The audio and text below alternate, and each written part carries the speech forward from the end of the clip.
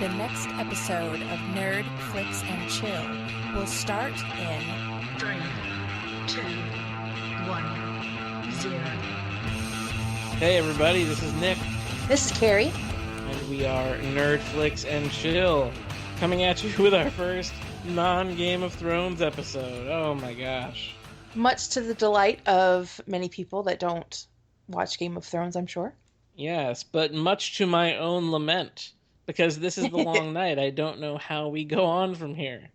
Oh, we just keep on trucking because we're going to be getting set reports. They're going to be starting production soon. We're going to get leaks. We're going to get Twitter updates from people that have seen the actors pouring into the airports in Belfast and whatnot. And we'll be getting, before we know it, we'll be getting our first teaser trailer. So, You know, in these troubling times where we don't have Game of Thrones, and we are broken people, speak for yourself. we find ourselves in need of guidance. If only there were an individual who could provide us with such guidance. Somebody with some sort of divine authority in these matters. Uh-huh. Any suggestions where we could find such an individual? On AMC every Sunday night. Yes. Yes. Preacher. That's what we're going to be talking about today. We're going to be talking about the first 6 episodes of season 1 of Preacher. So if you haven't watched the first 6 episodes of Preacher, this will probably spoil some stuff that's in there. So you have been forewarned. But that's what we're going to be talking about today. So you've watched all 6 episodes, right? Yes. And what are your thoughts just kind of in general? Well, the first episode I thought was amazing. And actually, I watched the very first episode with you, which was really cool. It grabbed me right away. It had a different feel to it than most things I've seen on TV. It had kind of to me, in that very first episode, it had kind of like a Tarantino kind of vibe to it. Yeah, like From Dusk Till Dawn or something like that. Yeah, it kind of had that bit of a feeling to it. I've been really impressed. A couple episodes into it, I kind of felt like I was straying from it a little bit. My attention wasn't being held as much. But then episode 6, it reined me back in. So it's I'm not sure where it's going. It's been kind of up and down. I'm not familiar with the graphic novel that it's based on, but I'm intrigued. So I'm really interested to see this season out, to see what this is all about, because I'm still not entirely sure. Yeah, I have enjoyed it watching the first 6 episodes. And this is also a good time to tell everybody that Carrie and I do not have any advanced knowledge of any of this stuff. So we are not tied into any of the source material here. So we're just going to kind of try to wing it and see how we do with what we guess correctly about what's going on. I think that's kind of a fun thing to do in a story. It's kind of fun to approach it with new eyes. But I like what you were saying about how it's kind of that Tarantino, almost like a Robert Rodriguez kind of thing. Yeah, that too. It's like Robert Rodriguez meets like Joss Whedon and Buffy the Vampire Slayer a Yeah. little bit. Yep. That's what that airplane scene reminded me of in the very first episode. Oh, that scene was so cool. But I really appreciate in the first 5 episodes of the season is how much world building we got. Yeah. It was, establishing who the characters are, what environment the characters are in, and how the characters are starting to interact with each other. And I thought that's been really, really interesting. I thought the introduction scene for Tulip was really, really well done. Thought that was great. I love her character. Yeah, so do I. And I same love with her. Cassidy. Yeah. I thought all of those were really well done, and I really appreciate the kind of that kind of dusty, southwestern kind of style and feel that the show has. Yeah. And it lingers into like the costuming and everything. Like the Jesse Custer preacher costume has just enough little like ornate detail to make it kind of interesting and unique and kind of badass. Yeah, the little silver tips on the on his, collar of his shirt and his boots, and yeah, there a lot of really good attention to detail. The costuming is really good. The effects makeup is amazing. Set design and everything, I think, and cinematography, I think, of the show is really, really good, especially fight choreography. Oh my gosh, I've been so impressed with fight choreography on television shows and um, like streaming shows as well. I know I've talked about the choreography, fight choreography for Daredevil, some of the best I've ever seen. And the fight choreography for this show, like you mentioned, that airplane scene, so good. So good. I love the shot of Cassidy with the golf club hitting the beer cans at the guys. I mean, I thought it was so funny. Yeah, good humor in this show too. And I think a lot of the writing is good. I think the overall story is really creative. And I think it was a big risk to take something like this from a graphic novel and put it on TV. I could see it maybe in theatrical form, but I think it was really ambitious to do something like this on TV. And I think it's really cool that they are.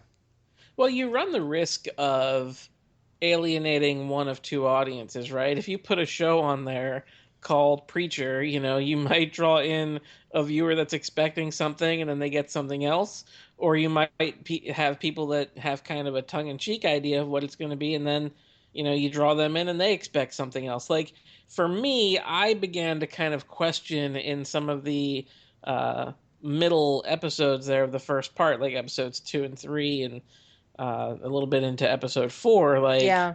how interested am I really in this kind of like Yes. serve God kind of stuff? Because you know this, and the people who know me know this, but I'm not the biggest religion guy in the world. I am not a fan. So some of the religious underpinnings here I felt started to kind of push against something in me a little bit. Does that make sense? Yeah.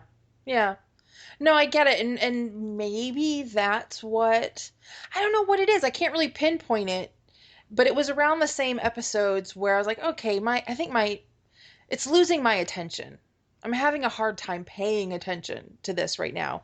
And maybe it was because of that too. I'm not sure. I don't know. I'm glad I stuck with it though because the sixth episode was so freaking fantastic. I agree. I thought the sixth episode was really really great. We've also seen some things kind of change around a little bit too. In the very beginning of the pilot episode, we're introduced to Donnie and his wife and his kid, and there's that whole fight that goes down later in the first episode with Donnie where he gets his arm broken, Oh my and gosh. it So, and they always show that in the previews or in the commercials for the show, that one scene. Oh, it makes me cringe. I watch it again. I've mentioned before that I watch a lot of these shows streaming on my Roku, and this I watch through a thing called Sling TV. Mhm. And so in essence, I'm watching AMC on demand, and they will kind of play little commercials for things, and they always seem to play the exact same previews or exact same teasers or whatever for shows. And even though you're watching Preacher, they will show you teasers for Preacher, and it's always that they always show that scene of him breaking his arm, and oh, it gets me every single time. That, and they keep showing previews for Feed the Beast, and I'm so tired of seeing David Schwimmer taking a phone reservation while they're dragging a body behind him. It's I can't stand his voice. Sorry. All right. Well, then, okay. Yeah, that What was what I was gonna say about Donnie was it's funny because he's introduced as like the dick character, like yeah. Yeah, but you almost find him to be kind of sympathetic in some of the more recent episodes. Like there's a little bit of sympathy that you have for him. Yeah. Yeah, it's really interesting what they're doing with these characters, and I think that's something that I really like. For example, with Game of Thrones, that all of the characters, they're not all black and white. They're not all good. They're not all evil. And that's kind of what they're showing or establishing with these characters too. That they, I mean, within each of us, we have many different um, levels of goodness and badness, and whatever. Nobody is all one or the other. And even in just a few episodes, you're getting these variations in shades of personality of these people, and that always intrigues me. I like No, that. I think you're right. You know, these are interesting characters, and I think that's the basis for any kind of great storytelling that you get on TV. You have to have great characters, and you have to give a damn about the characters. And I find myself really enjoying these characters that are in there, and you have a really interesting established backstory, really for everybody. I mean, Jesse seems to have this backstory that is separate from his current storyline, where you've got, why was his father killed? What happened? What were the circumstances around his father being shot in front of him, which we see glimpses of in these like flashbacks. Yeah. Cassidy has his, vampire hunters after him, his team of Van Helsings that's trying to chase him down, I guess. So he's got backstory. Tulip has a backstory that seems to be driving her character with this guy Carlos, who apparently screwed over her and Jesse at some point. We don't really know the details of that, but she's very vengeance minded towards him. Yeah, I love her character. I'm not familiar with the actress that plays Tulip at all, so she's a newcomer to me. And to me, she steals every scene that she's in. I am so drawn to her. And it's incredible to me that her and the guy that plays Jesse, they're both from the UK, both playing very convincing American accents. I'm really impressed. Yeah, actually, too, I think the actress who plays Tulip is from like born in Ethiopia. Oh, wow. She has been in some other stuff, but I don't know that you would necessarily recognize her from things. I know she had a very small role in World War Z. I never saw that. So I mean, she's been in a couple of things, but I think you're right. I think even though she's been in some stuff, she's still kind of relatively unknown. But that's also kind of the AMC thing. They take these actors from other countries and they give them these wonderful Southern accents. Just look at Andrew Lincoln in The Walking Dead. Yeah.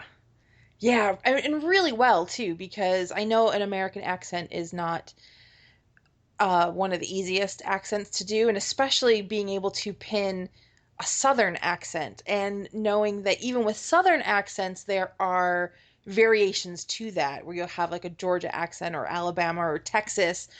To us, to our American ears, we can tell the difference in that. And, maybe with, I don't know, maybe with somebody from another country that it all just kind of sounds twangy, but they are able to, like, whoever they have as a dialect coach is really, really good because they have been spot on with their Yeah, accents. no, I agree. And it's funny because everybody always compliments Kevin Spacey for his Southern accent in House of Cards, but if you hear like linguists kind of pick it apart, they say that like geographically he's all over the place. He Yeah. speaks in different different dialects from different time periods, and he Yeah. doesn't really get it right. These guys do seem to get it right, so I wonder if there's any connection in that AMC hierarchy for dialogue coaches. But getting back to the different backstories, we see how all these different characters have their own backstories. Eugene is another one who seems to have a really interesting backstory. Have you been kind of trying to piece together what his story is? Yeah, I that's another thing too. With each of the episodes, you just kind of get little nuggets with each one of them, and so I guess he tried to commit suicide or something. It's that I believe It that's what it seems was with a like, shotgun, right? yeah, but I don't think we've have found out why or what led to that or what was going on with him that led him to be in that state. Yeah, and I'm not sure that we will because we're kind of left with uh, an uncertainty about Eugene because he gets told to go to hell at the end of episode 6 and he's gone. Yeah. So I wonder if maybe Jesse will be able to say something, bring maybe the angels, the two guys can somehow bring him back. Maybe that'll be like a subplot on the show, I have I bringing him have back. I have no idea. I just I thought don't it was either. interesting. If I had that power, like everybody would be in hell. Like there wouldn't be like it would be like all empty cars like that REM video. Yes. Wow. Remind me not to get on your bad It side. would be brutal. Um, so you can tell though that Eugene is connected to the girl that's laid up in the hospital bed with part of her head missing. I think her name is Tracy. I think that's the name of that character. Yeah. So I was wondering if it was some sort of like ritualistic suicide that they were going to try, Yeah, and they I both ended up fucking it up. I didn't I you know again it's one of those things that I'm sure is going to be revealed to us in the coming episodes, but in trying to piece it together, that was my earliest inclination. yeah, that there was Eugene somehow seems to be responsible for the reason why she is in the state that she's in, or at least her mother thinks so. So we don't really know what the story is on that. Um, but yeah, she she was very adamant when she saw him. So yeah, there's something very strong that happened there between the two. What did you think of Eugene going to the preacher and talking to him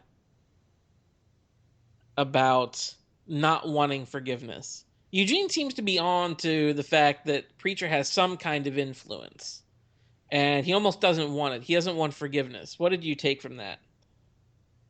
Um, I guess he's taking ownership for what it is that he did, and you know we don't fully know what it is that he did, but he's taking responsibility. He's taking ownership for it. I think. Um, I don't know. Maybe it's because I was brought up.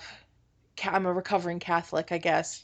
The whole idea that to me that you can get away with anything and then you just ask for forgiveness and the slate is wiped clean. It seems kind of a cop out.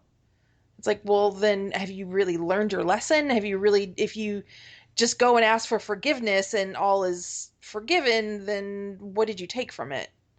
So I seeing as he's owning up to it, he's taking responsibility for it. He doesn't want to ask for forgiveness because he doesn't want to forget. He doesn't want that slate wiped clean. He it's something that weighs heavy on him and he wants to keep it. Yeah, it almost made me wonder if the show is trying to tell us that, forgiveness has to come from him being able to forgive himself. Yeah. And that even if forgiveness was granted from the people that he was seeking it from, that it wouldn't necessarily be fulfilling unless he was first able to forgive himself. Right. Because all the while you get the feeling that in this sixth episode that he's about to get his ass kicked at some point during the show, and it really never happens. And life just seems to be kind of going all hunky dory for him, and he doesn't feel right by it. Like he almost feels as though he hasn't been able to forgive himself for what he's done, whatever that may be, um, and that kind of forgiveness that he's seeking from other people isn't necessarily fulfilling. Yeah, I find him just an incredibly interesting character, and I think the actor that's playing him has an incredible task in playing this character. And I mean, right from the get go, I was really impressed with the makeup for him. That makeup's terrific. absolutely fantastic. And yeah, I'm always interested anytime he's on the screen as well. Yeah, these characters are so interesting. I mean, I'm just gonna keep saying that again, but they um, are just very fascinating, and that's one of the things that keeps me going and wanting to see more because I want to know about these people. I want to know what this story is, and it's just kind of unfolding a little bit. Like I think the pacing of this show is really good. Um, even in just these first 6 episodes, there was a little bit of a lull there, but then it really um, brought you back in again. So, um, yeah, I'm really interested to see how this season carries out because I think there's 10 episodes this season. Is that correct? There is, I think, 10 this season, and they did get picked up for a second season, Well, they which did. I think will be 13 episodes. So Oh, wow, they're that's good. they're doing very well. Awesome. On the Eugene makeup, I think that makeup is terrific. And I think the actor does a terrific job. I mean, when you have your face covered in a facial prosthetic that's, 2/3 of your face and you still have to emote, it's a challenging task for an actor. And I think he does it very well. Oh, incredibly. Yeah. Really, really well because he's basically acting completely with just his eyes and his eyebrows and his body language. And Right. it's fantastic. I mean, especially for he's young. I'm not sure how old he is, but he's young. He's portraying somebody in high school. Right. So he might be a little bit older, just looks younger. I'm not sure, but still he is carrying on this role with a bit of in maturity in skill level with what he's doing. Right. I will say that I have had to use closed captioning quite a bit to be able to pick up everything that Cassidy says because Oh, I can't. Cassidy. Yeah, I have the I was gonna hardest say, I'm like, time. they closed caption, they subtitle Eugene already. What are Yeah, you talking about? No, yeah. Cassidy. I Yeah. kind of wish they would do it for him too because I don't understand a damn word that he's saying half the Really? time. Yeah. Oh, see, well, I'm a huge fan of Irish brogues and Scottish as well, so I'm just rolling right with it. I love his character too, and I'm really interested to learn more about him. I want more of his backstory. And from what I understand, not to jump around a little bit, but I think the actor who plays Jesse and the actress who plays Tulip were both in that Warcraft movie that came out, which is kind of weird too. No, I didn't see that either. Yeah, me neither. I had no desire to. Just kind of another weird connection. But yeah, Cassidy's accent really. I mean, I think it's great, and I think that's a great character. I have a hard time understanding him sometimes, Oh, and with the southern accents too. I'm not gonna lie. There are some really? things that Jesse says. I'm like, huh? Wow, it's your Yeah. northern ears, I guess. I've been living in the South a lot longer than you have. Yes. But yeah, hey, but you know what? I can point out a Baltimore accent, a Philly accent, a Delaware accent, just like that. Yeah, I can't. I can, I can spot them. Um, I also really enjoyed the scene this week where you've got Cassidy and Jesse as they're waiting for their laundry and they're both standing there in their underwear and they're like, it's like Pulp Fiction. And I'm Yeah, Vincent that's Vega. right. That's a great scene. It's good. I liked the scene in the hotel. Oh, that scene is so great with the angels, DeBlanc and Fior, if I'm getting the names right. I've been working really hard to understand the names. Yeah, I only know the names of Tulip, Cassidy, and Jesse. Now I remember Eugene, but other than that, I don't remember anybody's name. And I know I've mentioned it before when we were talking about Game of Thrones. It's hard for me to latch on to characters' names, and I definitely need that repetition to get it nailed into my head. So if it's only mentioned once in passing, it does not stick with me. I think it took me like into 3 seasons of Game of Thrones before I could remember people's. I'm like, yeah, the guy with the thing that did the stuff. Like that's for the longest time. That's how I referred to different characters. So yeah, to know their names of the two angels, yeah, I didn't even catch their names at all. So that I'm impressed with. Yeah, and these two characters, they're really entertaining. They're almost established as these like weird supernatural villains and on the front end of the series, like in those first couple of episodes, and then you get this kind of reveal that they're kind of like two bumbling angels who are trying to get back this mysterious power. Yeah, in a coffee can or whatever that Yeah, is. and that's the kind of like Big Lebowski kind of stuff that I really enjoy. It's like it's Yeah. this like most powerful thing in the world, and it ends up in like a little coffee can. You have to sing to it to get it out. That was really funny. He's like, "Yeah, I'll sing to it. Yeah, it'll totally come out if I sing to it." And I was wanting to. I'm like, "What is he gonna sing? Like, I want to see this. I want to hear it."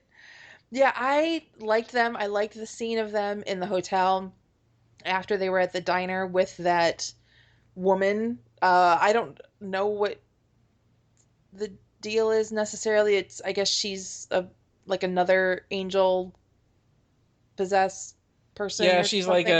yeah, I mean, I guess she's kind of like I guess those two are kind of like the guardians of the Genesis thing, and I guess she's kind of like a I don't know, kind of like a bounty hunter maybe.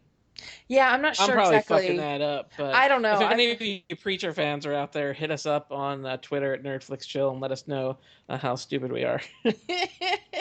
I know I'm still trying to figure out that, but I loved how they set up this scene where yeah, you can kill them, but they're going to come back because they had already established that a couple episodes beforehand after Cassidy had his confrontation with them and they show up again and they're like, "No, you can't. We just come back. We don't know how it happens. We don't know how we do it. It just happens." And so they're fighting these regenerating angel demon things and then they end up in this hotel room with just like a pile of these like clone bodies. I thought it was really funny and just very well done and gruesome and um it was one of my favorite scenes. I thought it was Yeah, you get this really kind of interesting fight scene that's going down, and you've got Jesse and DeBlanc and Fior, and they're fighting this woman, and everything's kind of going pear shaped as they keep killing her when they don't want to, and she keeps regenerating and then killing them. Then he's not really dead all the way, so you got to finish the job. So he comes back, and you get this whole melee, and then the camera kind of pans out through this hole in the wall, and you get the rest of the fight described with little random bits of dialogue. yeah, Like, and oh, just she's gonna electrocute you. and you just hear that sound and you just see that little flash bloop and then somebody comes back and here's a Right. scuffle bloop and then a little sound and a flash. I just thought it was really creative and really well done where they established it, they showed the fighting, they showed the regenerating, and then it's like, okay, we're gonna pull it back a little bit. It's like almost in that moment in like Kill Bill, where it goes to black and white, or Or like even they'll do in things where it goes to complete blackness, or it goes, it's almost like we've established it. You don't we don't want to, we don't have to show everything, but we want it's to like, give you a sense of what's going on. it's like in Daredevil when like they had the one fight scene where it was that like long shot, but there are times where like Daredevil goes into a room, but you don't see what he does in the room. You just see him in the hallway. So the Yeah, camera's like fixed in the hallway. It's kind of like that, where you don't yeah. see the action, but you get an idea of it. I think that stuff is pretty clever too. I do too. Yeah, because Uh, you don't feel, I don't feel cheated by it. Because there are things where I get really frustrated when there are fight scenes that happen and it's all like jump cuts and it's all, um, the shots are all really tight in on the action. To me, that's lazy. To me, that's showing me that they are not really doing good fight choreography. Like that's a way to kind of fudge it a little bit. So I'm always really impressed when there's a fight scene that's going on and the camera's kind of pulled back a little bit so you can actually see the action. And then, even when they do something like this where you're not seeing it, you've already just seen a ton of stuff that's going on and now it's kind of comical, it's kind of funny, and I didn't feel cheated by it. And I think that's a very skilled um, decision. I think that's really good directing. I think really good editing and writing. I'm really impressed with this show. Another thing that I am impressed by on this show is the casting of Jackie Earl Haley, who I love, one of my favorites. He's been great in the show. Uh, kind of went off the deep end though, and shot the fuck out of all those dudes that he was having that meeting with. Yeah, what the heck? We never really got the I if we did, I missed it. But what the heck was that all about? Yeah, so that's something that I'm gonna have to go back and kind of do a bit of a rewatch on because there's a kind of a business deal that they're trying to work on. That part to me was a little bit muddy, but I guess he's following through in his own mind with whatever Preacher told him, which we'll get into here in a minute because I want to talk about like what this Genesis power is. Um, but yeah, I mean that's something that I have to go back and rewatch. But again, I'm just glad to see Jackie Earl Haley in this show. I think he's a great actor. He's been in so many things, and I don't know, just somebody I've always loved watching. Yeah, his scenes were really good as well. Very It's interesting. it's funny though because every time I see him, there are people that look at him and they're like, "Oh my God, it's Rorschach," and when I look at him, I'm like, "Oh my God, it's Kelly Leak from the Bad News Bears." Aw, I haven't seen that in I'm so long. I'm old.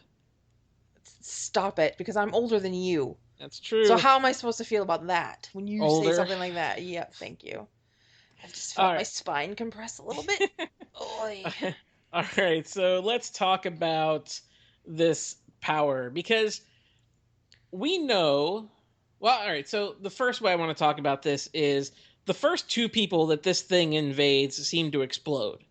Yeah, Right, seem so in the to. very first shot, we get that shot of the preacher in the purple in the Prince tribute collar. Yeah, Uh, he blows up all over everybody. Then we hear that that happened to a preacher in Russia. Also, he blows up. But then this thing takes over Jesse, and for some reason, Jesse does not blow up. yeah. So how is Jesse able to control this thing that's inside of him? I don't know. In the first episode, I took it as that these were multiple events. So there were multiple, so not that it was the same entity going in, like trying to find a host body or whatever you want to call it. I took it as multiple, whatever that thing is, going in different ones and like destroying preachers for some reason. So I didn't take it as it. So I guess it is that thing where it is a single thing and it is now housed, whatever it is. I don't know. Is it an entity? Is it a random rogue power? I mean, how? Well, the way it's described in the show, and this is one thing that I did not care for, is and I think Jesse really simplifies it. It's kind of an angel slash demon baby. Yeah, That somehow an angel and a demon, banged out a little kid or whatever the hell that is, kind of a yeah. a little translucent blob thing. I didn't get that whole thing, and it seemed like the the guys that he was asking, they were like, "Yeah, if you want to call it that, that's fine." Like to me, it was like, "Well, no, tell me what it is then." Yeah, I just don't really care for the kind of like backstory of that particular entity. I just think it's a little bit silly. Hopefully, there's more to it. Maybe I'm Yeah, still kind of hanging my hat on the fact that maybe there's a little bit more out there to it. But like angel, demon, baby thing, I don't really dig that. But I do like what it stands for. I do like it that it's um, this kind of power that he has. I don't know why Jesse is able to handle it. I don't know if there's something in his background that we don't know. It's one of those many mysteries that this show still has. yeah.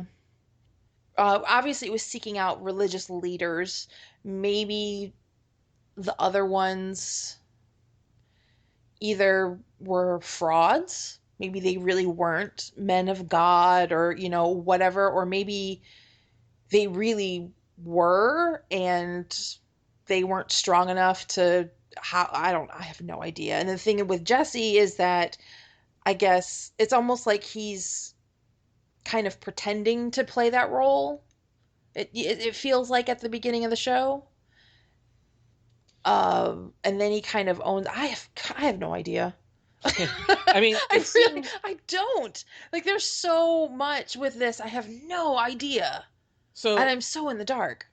Yeah, I think that's kind of a separate mystery. It's just why is Jesse able to kind of wield this power, and then what is it? And the way it seems at first, just kind of from Jesse's perspective, is it almost seems like this kind of like word of God power, the ability to verbalize the will of God. I think that's what he assumes it to be, Right. and it has this kind of this influential power. There's kind of an omnipotence about this ability, but as we come to find, even in the first episode, we know that we are to be suspicious of this power because that one guy takes it literally and cuts his own heart out. Yeah. So is it the word of God? You just have to be exact about what you're saying, or is there some level of self interpretation to this that it just frees you to express what you believe the will of God to be? I don't know because it seems like once he gives those commands, like, and they're quite literal, um, that the people don't have any choice. So it has nothing to do with what they feel the word of God to be. Like they have no um, choice in what they're doing. Because Yeah, I think that guy, if he's being told, give her your heart, that he would, interpret it as, opening up and sharing your emotions. Or I don't think he would have quite literally. right. Well, the one that all of the instructions that he's given out have been very literal, except for the one that he gave to Jackie Earl Haley's character, Yeah, where that's he why I'm says like, "serve God," and then that's what eventually led him into killing those four people. yeah, there's a missing piece there somewhere because then the guy that he was with that was standing next to him, we see him later on talking with Jesse and he's trying to be really vague with what he's saying to Jesse and he's asking for advice, but I'm not going to tell you why or what's going on, and we know he's referencing that scene that just happened. So there's some kind of a missing piece there because that doesn't make any sense. Well, I think we're 6 episodes into it, and we're still waiting for the other shoe to drop. Like, I feel like there's a big reveal that's coming, and the show seems to be kind of setting up a really big reveal with some of those intro scenes that we've gotten, those cold opens that we've gotten Yeah. when the town was originally called Ratwater, and you're getting this kind of secondary storyline from a Yeah, with time the long cowboy before. guy. Yeah, Yeah. with this cowboy and the hanging tree and all this other stuff. So I feel like that rat water plot will resolve itself to impact the plot in the current timeline of the story, Yeah. and I think that's kind of what we're waiting for. I think that'll be the big connection that's probably going to be yet to happen here. But I mean, it's obvious that this power that he has is not a good thing. It's something that I think because Jesse is now having more of an awareness of this power or this ability. And I don't know if he is like getting drunk on that power or if he's saying, no, I'm going to use this power for good, but yet it keeps kind of backfiring on him. You might have enough strength or you might have enough will or whatever it is to, not die from this thing, but look at all of the other, damage that you're able to do. And it's going to end up consuming him somehow, or, I don't know. Well, it definitely. I think you're right when you talk about the kind of drunk on power on the power part, because Yeah. he is having kind of a physical change to kind of what's happening. Like his fuse is getting a little bit shorter. Yeah. And he's starting to kind of flex this power a little bit and almost wield it in a way that's somewhat irresponsible. But then at the same time, with see again names I can't think of, the broken arm guy, when he was, Donnie. thank you, when he was in the gas station restroom with him, and I think at one point he may have allowed him to actually shoot himself, but he, had that epiphany, that moment where it was like, no, I don't have to have you do this. I'm in essence, I'm teaching you a lesson, and I'm going to scare the shit out of you, and that's going to be more powerful than if I just have you end yourself. And so that's when he got the idea, okay, we're going to try and get as many people in the congregation together, and I'm going to use this power to try and influence people another way. But then again, when he did that to your Bad News Bears guy, that didn't work out so well. Yeah, and I also don't want to have the assumption that Jesse is a righteous character at all because he doesn't seem to be. I think Um, he's trying to be. we know he has a history, like we know he has a Yeah. past. Yeah. Tulip tells that story about him and the Komodo dragon. Yeah. That I thought was a really interesting bit of storytelling. Because it gives us a little bit of insight into Jesse's character. It also explains why Tulip ends up, uh, like sleeping with Cassidy Yeah. as a way to kind of awaken the Jesse that was willing to shoot a Komodo dragon in the head. Yeah. That's one of the many mysteries about Jesse that needs to be resolved. Why is he able to uh, contain and wield this thing that's inside of him? What is his background with Tulip prior to him returning to the church? And then, what is his father's past as well? So those are three bits of backstory just about Jesse's character that still need to be revealed to us in the series. I just had an idea. Wow, fantastic. So this Genesis thing is supposed to be a angel demon baby thing. So angel demon, good and bad, right? Okay.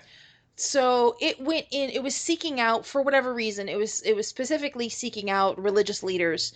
And you would like to think that religious leaders are all good. I They're would. good people. Well, yeah, you would like to think that. In essence, they're supposed to be. So apparently, I'm guessing these religious leaders that it chose to go into, were all really good, and since they were so good, they couldn't handle the evilness that also exists in this thing. It's good and bad, and they can't handle it, and it makes them explode. But Jesse, he's got the bad side and the good side within him. Gotcha. So he's kind of got like the dark side of the force and the light side of the Yeah. force, So able he's to able to tap into balance both. it. Fantastic. So I think that's why See, you can he's talk about not. religion as long as you put it in the construct of Star Wars, and I'm good. Well, yeah, or in fantasy. Yeah, exactly. Just tie all the religious stuff back to Star Wars. It's gonna be easy. That's right. So I think that might be why he's able to contain it, is because of That's that. a pretty good assumption. I like that a I'm lot. sticking with it. That's my call. I like that a lot. But Thank yeah, you. I'm interested to see how the that Ratwater storyline is going to tie into all this too, because I think it's going to take us into a really interesting place. I'm also interested in seeing this world expand Yeah. because I don't feel like we're going to be confined to this church in this town for very long. I have a feeling this story will expand and cover a lot more ground. It's already kind of hinted that it can. I mean, we've got these characters that are kind of journeymen in one way or another. I mean, flying all over, and we hear about all the different work in different places in the country that Tulip has been in. So we have the seeds planted that tell us this is an expansive story that's going to eventually branch out, and I look forward to seeing it get there. Yeah, I mean, that's something that's always really hard for me in taking on new shows where I'm really tough on shows. Like if it doesn't grab me in an episode or two, I'm done. And this one really grabbed me from the first one. I was on board for the second. I thought the third was okay. They can't all stay at that level. The fourth, all right. Fifth, okay, it's getting better. Six, oh my God, this is good again. And now I'm invested, and now I'm like, okay, I now I want to know Jesse's backstory, and I want to know the story of the town. Now I want to know more about this Genesis thing, and I want to know about the Angel people, and so yeah, I'm totally on board. I'm gonna try and stay away from seeing comparisons to the graphic novels. I haven't been watching any of the after show discussions. I only know of the one that they did. I don't know if they've done it every Yeah, week I don't or think they not. have. Um, so I'm gonna stay away from all of that because I don't want any of it spoiled for me. So if you are a fan of the graphic novels, don't I mean if you're explaining things that have already appeared on the show, please do so, but I don't want any spoilery type things beyond. And then Yeah, after I'm after the with you. season wraps, I'll be interested in going back and finding out some stuff to see how it compares. Because that was one of the things that always really intrigued me with Game of Thrones too, was comparing. I'm interested in that process. I'm interested in that evolution, I guess, to see, okay, what was the source material and then what, did they produce in the show and how did it differ? Um, I'm always really interested in that. I agree, and I think the success of the show just goes back to something that I've said to you before is that if Buffy the Vampire Slayer were to come out right now, it'd be the most popular show on TV. Oh yeah. I mean, It's another show that kind of reminds me in some ways of the Joss Whedon Buffy the Vampire Slayer series. well, because of I think it's the dry humor, Yeah, and and I you appreciate know that. The it's that sarcasm. witty repartee and the Yes. kind of supernatural made as normal in that kind of universe. Especially with Cassidy. Oh my gosh. He does definitely have some spike tendencies, I guess. But He's kind of like the less glam Spike. yeah. Yeah. Yeah, I'm interested in getting his backstory too. I think the nerdy people that really are listening to us are kind of freaking out because we're talking about Buffy the Vampire Slayer. Oh, they should be.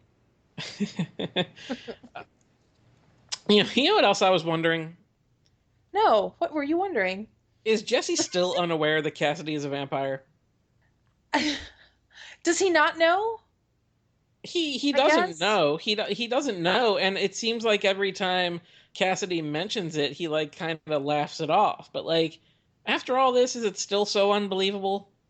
When you killed the same lady like 10 times and she kept coming back, is it still Right. so unbelievable? I don't know. I Like, love him running out with the big sunglasses and like the lampshade on his head and a blanket to go outside. I love the yeah. conversation that him and Tulip had over, and it was a great way to set up the rules for, in this world where she's asking him questions.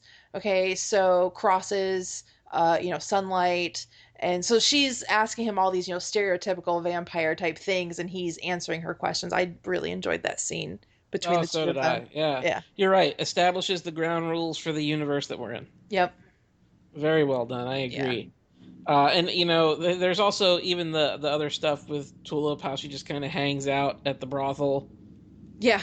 You And know, plays she has such a poker. great backstory. Yeah. The intro scene with her making the bazooka Yeah. with the army men and the moonshine. That was a her, yeah, That's one of the better character introductions I've seen in a while. and again, great stunts, great chase scenes, great I just can't go on enough really about the fight choreography and everything that happens in this show. Just really well done. Impressive stuff. Yeah, Good I agree. stunts. Yeah. Yeah. And I mean, I'm looking forward to seeing where this goes. I think it's going to go in some really interesting places. So I hope excited so. to see the next 4 episodes of Preacher, and it fills the show hole. Yes, Sunday nights are not Worst worst time of year for TV right now. and really interesting timing. I thought that they kind of threw it in there just towards the end of Game of Thrones, um, just towards the end of the season, so it gives you just enough to tide you over for a couple more weeks. Yeah, and then eventually we'll get into some of the different fall stuff. But it is a great time for movies too. So we do have our movie review episodes that we're going to be doing coming up. Those will be exciting. Yeah, I am really excited for stuff that we have coming out this summer. And our first one, our first big movie review that we will have coming out is the new Ghostbusters. Yeah, a lot of thoughts on Ghostbusters from a lot of different Yeah. people in the months that have come since the trailer. That very Yeah. polarizing trailer that came out. I don't know what to think about it. I want to love it because I love the cast. I really do. I love these ladies so much that are making up these Ghostbusters, but the kid in me, the movie purist, classic purist in me does not want to like it. I don't know. I've kind of stayed away from stuff about the movie, so I don't really know much about it at all, other than the cast and other than I think I've only seen one trailer, the very first trailer that came out. Um, I don't know. I thought it was a sequel, but there are things that make me think that it's a complete reboot, which doesn't make sense to me, which I don't know why you would do that. I don't know necessarily why you would feel the need to do a sequel either, but, we are in a sequel heavy time, which is another topic that we are going to get into very soon, discussing sequels and Oh reboots. hell yeah! Oh hell yeah! That'll be a good one. Ooh, that's going to be a heated Get one. get ready because I'll be like the preacher in that episode. I will be Yeah. all up on my soapbox. Yeah, I got a lot to say about sequels and reboots and R-rated reboots and yes. cinematic universes for shit you'd never heard of. Yeah, those are coming down the pike. You know what I can't wait for? I can't wait for the Aunt Jemima cinematic universe. Films about waffles and pancakes, and Hey, because I'll go. everybody needs, and like, Orville Redenbacher will be in there too. You just throw the whole fucking thing in there. Uncle That's just a Ben's. teaser, folks, for what we're going to be talking about when we get into our sequels, reboots, oh my episode that we're going to do. Yeah. But any other thoughts on Preacher? Not really. I think we pretty much covered it. I'm looking forward to seeing more, and we will be doing a season wrap up once the season wraps up to kind of tie in Good our time for it. feelings. Yeah, to see did we get stuff right? Did our feelings change about anything? Did we get the answers we were looking for? So, yeah, stay tuned for that. So we'll be hitting that up the week after the final episode of the season airs.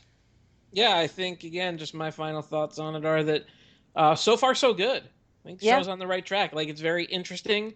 I haven't lost interest in it yet. I think the world building is really good. The backstory is engrossing, and I can't wait to see it all come together on the rest of the season. So now you know what we think, but we want to hear from you. So hit us up on Twitter at NerdFlixChill and on Facebook under the same name, and let us know your thoughts on season 1 of Preacher and kind of what direction it's going in.